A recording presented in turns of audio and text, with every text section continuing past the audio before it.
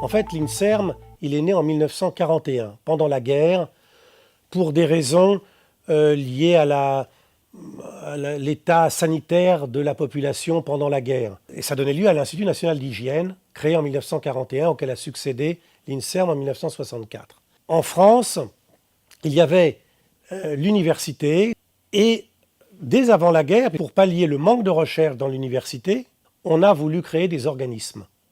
Et donc, l'Institut national d'hygiène s'inscrit dans la création de ces organismes, comme le CNRS avant la guerre, comme le CEA ou l'INRA après la guerre. On est passé d'une annexe d'un laboratoire, une annexe d'un service clinique, à un laboratoire indépendant, et c'était à l'époque où il y a eu la biologie moléculaire qui s'est développée, et donc les laboratoires de l'INSERM sont devenus vraiment des laboratoires de recherche. Mais en même temps, certains qui étaient plus clairvoyants avaient envoyé des jeunes aux États-Unis notamment, le type Jean Dosset, et qui avaient des idées un peu différentes de la recherche biomédicale telle qu'il avait vue aux États-Unis, où il y avait des chercheurs qui se consacraient à temps plein à la recherche, même s'il était dans un environnement hospitalier. Ce qui n'était pas vraiment le cas en France. Et c'est ça qui a déclenché le mouvement qu'on a vu à l'INSERM, où, au fur et à mesure, avec Constant Burg d'abord, avec Philippe Lazare ensuite, il y a eu un mouvement pour rendre un peu les laboratoires de l'INSERM indépendants et pour remettre une biologie fondamentale à l'INSERM, qui est à ce moment-là devenu un organisme qui s'est comparé à ce qui se faisait dans les pays anglo-saxons.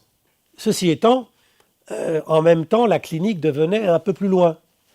Et après Philippe Lazare, Claude Grisselli, qui est clinicien, qui a, comme vous le savez, développé tous les soins, ce qu'on a appelé les enfants, les bébés bulles, pour les déficits immunitaires, congénitaux, a voulu redonner un lien, tout évidemment en conservant la partie fondamentale, mais donner un lien plus fort vers la clinique.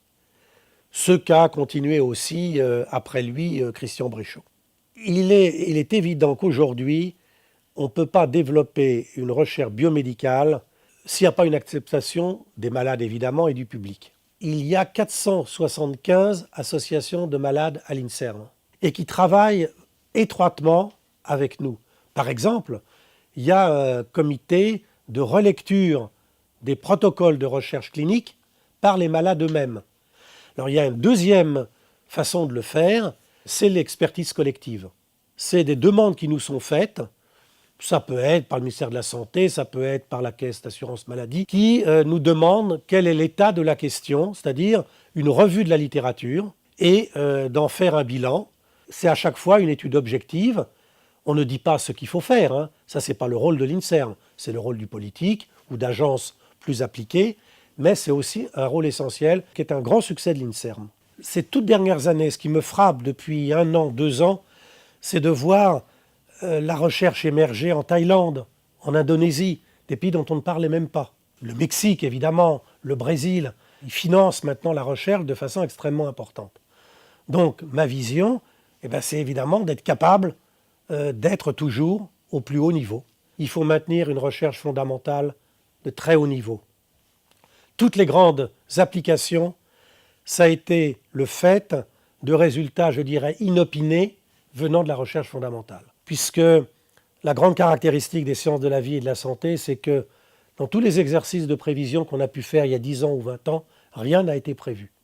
Aujourd'hui, 50 ans, on peut dire que l'INSERM est considéré au niveau européen comme le premier organisme de recherche biomédicale en Europe. Alors en 2014, il va y avoir toute une série d'événements pendant toute l'année et dans toute la France. Il y aura un film en 3D, Virus Attack, au Futuroscope. Il va y avoir des bus qui vont circuler dans toute la France. Il y aura des initiatives locales que les délégations régionales ont suscitées, par exemple des concours de photos. Il y aura aussi un livre qui est fait par 2 historiens sur l'histoire de l'INSERM.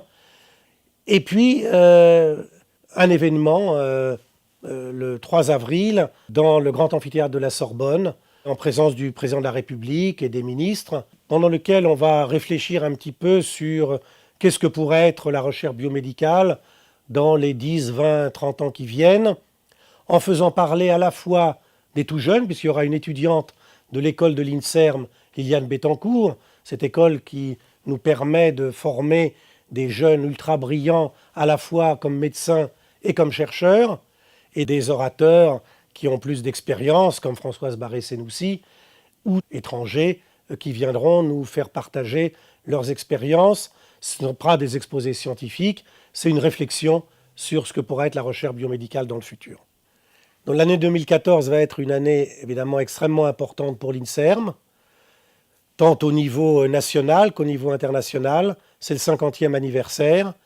Et donc je souhaite évidemment à vous toutes et à vous tous mes meilleurs vœux pour cette année 2014.